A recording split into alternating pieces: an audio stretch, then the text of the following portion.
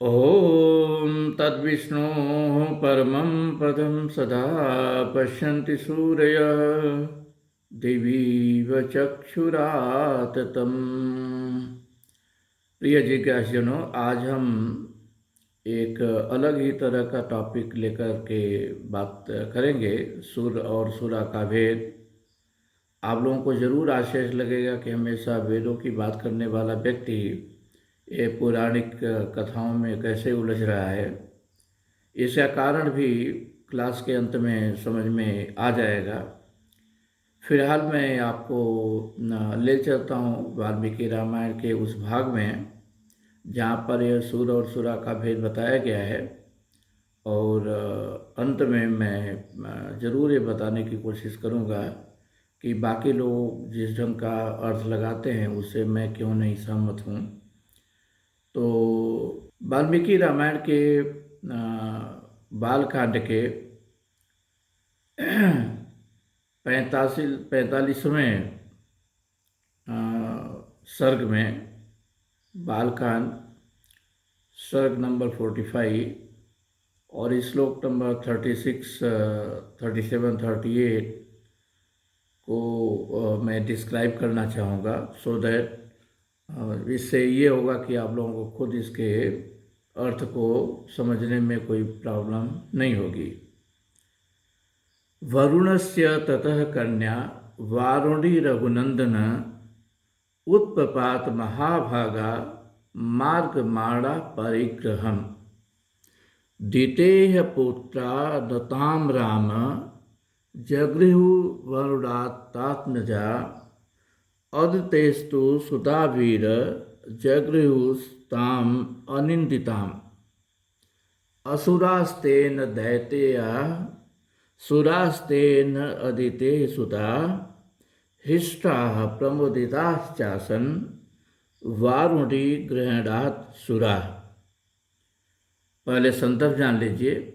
समुद्र मंथन की कथा विश्वामित्र भगवान राम और लक्ष्मण को सुना रहे हैं, और जैसा कि बहुत ये प्रसिद्ध है, समुद्र मंथन से 14 रथ निकले थे। श्री मणिरंभा वारुणी अमीय शंख गजराज कल्पद्रुम शशिधेन धनु धन्वंतरि विषबाज। तो इसी क्रम में ये श्री मणि और रंभा आदि की बातें विश्वामित्र जी बता चुके हैं, और इसके आगे वो वारुणी की कथा कहते हैं। श्री मणि रंभा वारुणी की बात कहते हैं। तो इसीलिए यहाँ पर ततः लगा गया। ततः इसके बाद, मतलब इसके पहले जो संदर्भ था अप्सराओं का, तो वो बोल रहे हैं कि उसके बाद, ओके, वरुणस्य कन्या वारुणी रघुनंदन में, राइट, भगवान राम को संबोधित करते हुए, हे रघुनंदन। इसके बाद वरुण की कन्या वारुणी उत्प्रपात महाभाग, राइट, का उत्प्रपात में उद्भव हुआ, और जैसे ही वो उत्पन्न हुई क्या करने लगी, मार्गमाणा परिग्रहम, वो अपने लिए किसी पुरुष की खोज करने लगी। तो वारुणी क्या है? यह वरुण की कन्या है, वरुण की पुत्री है, राइट। बाद में आप देखेंगे, प्रकट हो जाएगा कि वारुणी को सुरा भी कहते हैं। तो वरुण की यह कन्या है वारुणी, जिसको सुरा भी कहते हैं। वो उत्पन्न हुई समुद्र मंथन से, और उत्पन्न होने के बाद वो अपने लिए पुरुष की खोज करने लगी। तो आगे लिखते हैं कि दितेह पुत्रा नताम राम जगृहु वरुणात्मजाम। हे राम, दिति के जो पुत्र थे, दिति के पुत्रों को दैत्य कहा जाता है, दिति के जो पुत्र थे, नताम, उनको उसने जगृहन वरुणात्मा, वरुण की आत्मजा मतलब वारुणी को उन्होंने ग्रहण नहीं किया। दिति के पुत्रों ने उस वरुण की आत्मजा वारुणी को ग्रहण नहीं किया। लेकिन अदितेस्तु सुतावीर, हे वीर, अदितेश सुता, अदिति के जो सुत थे या पुत्र थे, उन्होंने जगृहुस ताम अनिंदिताम, उस अनिंद सुंदरी को ग्रहण किया। उस अनिंद सुंदरी को अदिति के पुत्रों ने ग्रहण किया, लेकिन दीति के पुत्रों ने ग्रहण नहीं किया। असुरास्तेन दैतेया, इसी के नाते वारुणी का ये मैंने जैसे बताया नाम सुरा भी है, तो इसीलिए जो दीति के पुत्र थे उनको असुर कहा गया, क्योंकि उन्होंने सुरा को या वारुणी को ग्रहण नहीं किया, उस अनिंद सुंदरी को ग्रहण नहीं किया। सुरास्तेन अदिते सुता, लेकिन जो अदिति के जो पुत्र थे उन्होंने इस अनिंद सुंदरी वारुणी को, सुरा को ग्रहण किया, इसलिए वो सुर कहलाए। इसलिए सुर और असुर का नाम में भेद आ गया। तो दीति के पुत्रों ने इस वारुणी को, जो वरुण की कन्या है, नहीं ग्रहण किया, जिसको सुरा भी कहते हैं, लेकिन अदिति के पुत्रों ने ग्रहण किया तो इनको सुर कहते हैं, और दीति के पुत्रों ने नहीं ग्रहण किया तो इनको असुर कहते हैं। तो असुरास्तेन दैतेया सुरास्तेन अदिते सुता, इसीलिए दीति के पुत्रों को असुर कहते हैं, और जो अदिति के पुत्र थे उन्होंने सुरा को ग्रहण किया, इस अनिंद सुंदरी वारुणी को ग्रहण किया, इसलिए उनको सुर कहते हैं। हृष्टा प्रवृत्ता चासन वारुणी ग्रहणासुराय, और ये जो राई देवता थे वो बहुत ही हृष्ट और प्रमुदित हुए वारुणी को ग्रहण करके। इतना ही बात वाल्मीकि रामायण में लिखी गई है। अब इसको ग्रहण करने से जो सीधे सीधे अर्थ लिखा है, यहाँ वारुणी एक अनिंद सुंदरी है जिसको देवताओं ने या अदिति के पुत्रों ने ग्रहण किया और वो सुर कहलाए, और दैत्यों के ने नहीं ग्रहण किया, दिति के पुत्रों ने नहीं किया, तो वो असुर कहलाए। बस इतना ही समझ में आता है। लेकिन वास्तव में जो प्रचलित अर्थ है वो लोग ये लगाते हैं कि देवताओं ने सुरा को ग्रहण करने का मतलब मदिरा ग्रहण कर लिया, और इससे यह साबित करने लगते हैं कि रामायण काल में देवता जो है मदिरा पीते थे और जो दैत्य है वो मदिरा नहीं पीते थे। यह बात अगर ये सीधे सीधे अर्थ देखेंगे तो वो साबित हो जाएगी यह बात है ही नहीं। वो अनिंद सुंदरी वारुणी या सुरा को अदिति के पुत्रों ने ग्रहण किया, इसलिए सुर कहलाए। उन्होंने उस अनिंद सुंदरी को ग्रहण किया, ना कि किसी मदिरा को ग्रहण किया। लेकिन ऐसा क्यों प्रचलन में अर्थ बताया जाता है कि देवताओं ने मदिरा को ग्रहण किया, और उसका सीधे सीधे अर्थ सुरा का मतलब मदिरा लगा लेते हैं, और ये बोल देते हैं कि उसने ग्रहण किया तो इसलिए उनको सुर कहते हैं, इसका मतलब देवताओं ने मदिरा ग्रहण किया। ऐसा अर्थ क्यों लगाते हैं, जबकि जब ये श्लोक आप देख रहे हैं तो इसमें ऐसा कुछ भी नहीं लिखा गया है। यहाँ पर केवल यही लिखा गया है कि उस वारुणी को या सुरा को देवताओं ने ग्रहण किया और वो सुर कहलाए, इतना ही लिखा हुआ है। ये चीज़ें ऐसा इसलिए हैं कि बहुत बार हम क्या लिखा है उस पर ध्यान न दे करके हम जो बहुत पहले से हमारे दिमाग में भरा पड़ा हुआ है कि सुरा का मतलब मदिरा ही होता है, तो वो हम लोग सीधे वही अर्थ लगाते हैं, क्या लिखा है उस पर हम कभी जाते ही नहीं हैं। वास्तव में यहाँ पर तो नहीं लिखा है, लेकिन बहुत से जो पौराणिक कथाएं हैं उसमें ये समुद्र मंथन को लेकर के थोड़े थोड़े भेद हैं, अलग अलग ढंग से लिखा गया है। लेकिन कुछ जगहों पर यही लिखा गया है कि यह वारुणी या वारुणी जब उत्पन्न हुई, तो कि वो वरुण की कन्या मतलब जल की कन्या, तो उसको जल देवी भी कहते हैं। तो जब उत्पन्न हुई तो ये मदिरा के साथ उत्पन्न हुई, और उस मदिरा का को और कहते हैं कि ये जो है सुरा की अभिमानी देवी थी, तो इसीलिए उसको सुरा भी कहा गया। और इस देवी को देवताओं ने ग्रहण किया, अदिति के पुत्रों ने ग्रहण किया। लेकिन जो ये मदिरा लेकर के आई थी, यहाँ पर नहीं लिखा हुआ है, लेकिन क्यों ऐसा प्रचलन में अर्थ लोग लगा लेते हैं ये बता रहा हूँ। और पुराणों में लिखा गया कि वो जब उत्पन्न हुई तो वो तो वरुण देव से उत्पन्न हुई, और उसको वारुणी कहा गया, जल देवी भी कहा गया। लेकिन ये उत्पन्न हुई तो अन्य ये कहा गया है कि वो मदिरा के साथ ही उत्पन्न हुई। उसको, उस अनिंद सुंदरी को तो देवताओं ने ग्रहण कर लिया, लेकिन जो मदिरा लेकर के आई थी उसको दैत्यों ने पिया, दैत्य जो है उसको पी गए।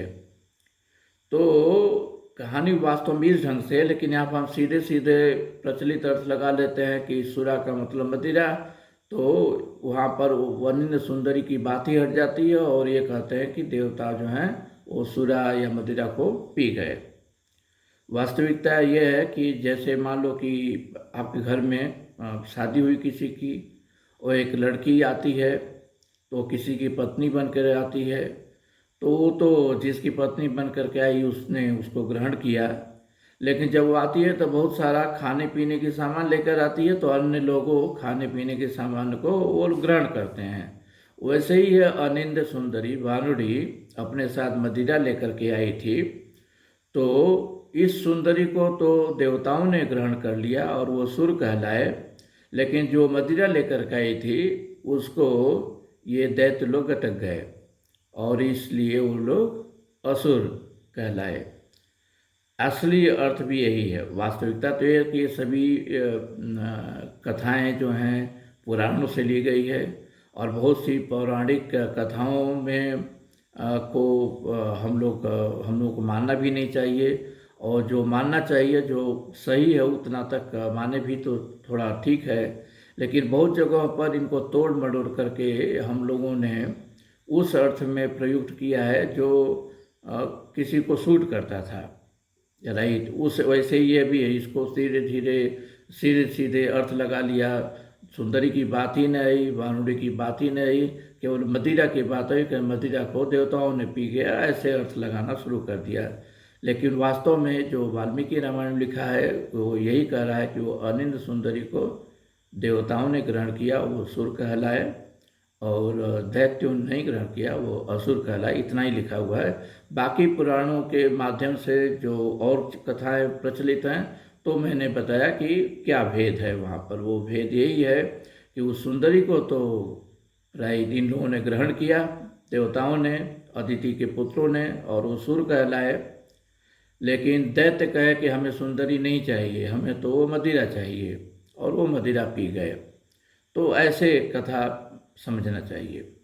वास्तव में बहुत जगह कथाओं को तोड़ मरोड़ करके हमारे धर्म के खिलाफ प्रयोग में लाया गया है, और इसीलिए जो मैं मानता हूँ कि जो भी कथाएं हैं, पौराणिक कथाएं, इसमें बहुत सी गप कथाएं हैं और इनको नहीं मानना चाहिए। लेकिन अगर हम मानेंगे भी तब भी कम से कम उन कथाओं को ऐसे तोड़ मरोड़ कर बनाया जाए जो हमारे जो आदर्श हैं उनको बदनाम करते हैं, तो कम से कम वो तो नहीं मानना चाहिए। उतना तो कम से कम हमें ध्यान में रखना चाहिए। वहीं पर यहाँ पर देवताओं को बदनाम करने के लिए लोग बोल रहे हैं कि रामायण काल में देवता जो है मदिरा पीते थे। वास्तव में अर्थ का भेद क्या है आप लोग समझ गए होंगे। ऐसे ही आप लोगों ने देखा होगा भगवान शंकर को, राइट, बहुत से लोग अपने ढंग से उनको प्रकट करना चाहते हैं। भगवान शंकर महान तपस्वी के रूप में आए, वो प्रकृति के साथ कैसे सामंजस्य स्थापित करके जीवन जीना चाहिए ये शिक्षा हमें दिए। लेकिन बहुत से नशेड़ी गजेरी और ये भांग पीने वाले लोगों ने क्या कर दिया, भांग खाने पीने वालों ने क्या कर दिया, उनका चित्रण ऐसे किया कि शंकर जी ये नशेड़ी गजेरी और भांग धतूरा खाने पीने वाले ही हैं। इस तरह से हमने अपने आदर्श कैरेक्टर्स जो हैं उनको किस तरह से बदनाम कर दिया, इन लोगों को तो किसी बहाने खाना पीना चाहिए, तो बताना चाहने कि भगवान ही ऐसा करते हैं तो हम भी ऐसा करते हैं। और उन्होंने उनका चित्रण कर दिया गजेड़ी नशेड़ी के रूप में, राइट, भांग खाने वाले के रूप में। वास्तविकता में देखो तो भगवान शंकर का जीवन तपस्या का जीवन है। उनका जीवन, राइट, बेसिकली यह दर्शाता है कि प्रकृति के साथ कैसे हमें सामंजस्य स्थापित करके अपने जीवन को जीना चाहिए। तो हम अपने आदर्श लोगों की कैरेक्टर को खुद ही बदनाम करने के लिए तरह तरह की कहानियाँ जोड़ देते हैं, राइट। इसी तरीके से आपने देखा होगा भगवान कृष्ण के जीवन में ऐसा कोई भी कार्य नहीं है जिसको निंदित कहा सके। भगवान कृष्ण ने अपने पूरे जीवन में कभी कोई निंदित कार्य नहीं किया। लेकिन जो लोग वासना से पीड़ित हैं, उन्हीं का बहाना लेकर के और ये बता करके वो तो स्त्रियों को साथ ऐसा करते थे, वो ऐसा करते थे, उनका वस्त्र चुराते थे, तरह तरह की गप कथाएँ जोड़ करके उनके कैरेक्टर को बदनाम कर देते हैं। लेकिन उनका लक्ष्य ये होता है कि उसकी आड़ में अपनी वासना की पूर्ति करें। ऐसा करने वाले बहुत से, राइट, लोग आजकल जेलों के अंदर बंद हैं, ये सभी आप लोग जानते हैं। तो हमारी कोशिश ये है कि अगर आप इन पौराणिक कथाओं को मानते हैं तो मानो, लेकिन उस रूप में मानो जिस रूप में वास्तव में ये लिखी गई थी, जिस रूप में ये हमें कुछ सीख देती हैं, जिससे हमें कुछ प्रेरणा मिलती है। हमने इन सभी कैरेक्टर को कहीं न कहीं, रही भगवान के राम के कैरेक्टर को भी कहीं न कहीं, रही मर्यादा पुरुषोत्तम है, लेकिन उसको भी धूमिल करने के लिए तरह तरह के लोग चाल चलते रहते हैं। कोई भी आदमी वाल्मीकि रामायण पढ़ेगा तो वाल्मीकि रामायण के में जो युद्ध कांड है, युद्ध कांड के लास्ट में आप देखोगे तो लास्ट के कुछ पेज पढ़ने पता चल जाएगा कि पूरे वाल्मीकि रामायण का उपसंहार वहीं पर कर दिया गया है। और उपसंहार करने के बाद पुनः कहाँ कोई किताब कंटिन्यू रखता है। लेकिन एक उत्तरकांड जोड़ दिया गया, उसमें सीता जी का वनवास वगैरह जोड़ दिया गया, उसमें एक शंभु वध जोड़ दिया गया, जो ये सभी चीज़ें, राइट, है ही नहीं उसमें। वो ये बहुत क्लियर कट है, कोई भी पढ़ेगा तो उसको पता चल जाएगा युद्ध कांड के लास्ट में उस ग्रंथ का उपसंहार कर दिया गया है। तो मैं बहुत बड़ा वीडियो नहीं बनाना चाहता हूँ, लेकिन यह व्यक्त करना चाहता हूँ कि जो भी कहानियाँ बताई गई हैं, बनाई गई हैं, भले वो गप कहानियाँ हैं, आप लोग उसको असली मानते हो, लेकिन वो प्रेरणादायक है। ऐसे ही पीछे के कुछ क्लास सत्यनारायण कथा में हमने बहुत सी चीज़ें बताई थी। बहुत कुछ चीज़ें हम लोगों ने उसमें जोड़ दिया जो हमारे भोग प्रधान जीवन को का बढ़ावा देती हैं, जबकि भगवान के सारे कैरेक्टर, रही, योग प्रधान है, भोग प्रधान नहीं है। जोगी राज कृष्ण को कहते हैं, मर्यादा पुरुषोत्तम भगवान राम कहते हैं, राइट। भगवान शंकर को, राइट, विष पीने वाला, सारे दुनिया का विष पी करके, राइट, वो जीते हैं, प्रकृति के साथ रहते हैं, तपस्वी हैं। तो ये जो कैरेक्टर्स हैं बहुत अच्छे आदर्श हैं, जिससे हमें कुछ प्रेरणा मिलती है। तो जब तक सही प्रेरणा मिलती है वहाँ तक वो कहानियाँ भी सही हैं। कहानियों को तोड़ मड़ोड़ करके लोगों ने, राइट, जस्ट अपने व्यसन को पूरा करने के लिए बहुत सी चीज़ें जोड़ करके कहीं कृष्ण को बदनाम करने की कोशिश की, राम को बदनाम करने की कोशिश किया, शंकर को बदनाम करने की कोशिश किया, और यहाँ पर जो देखे हैं देवताओं को बदनाम करने की कोशिश किया।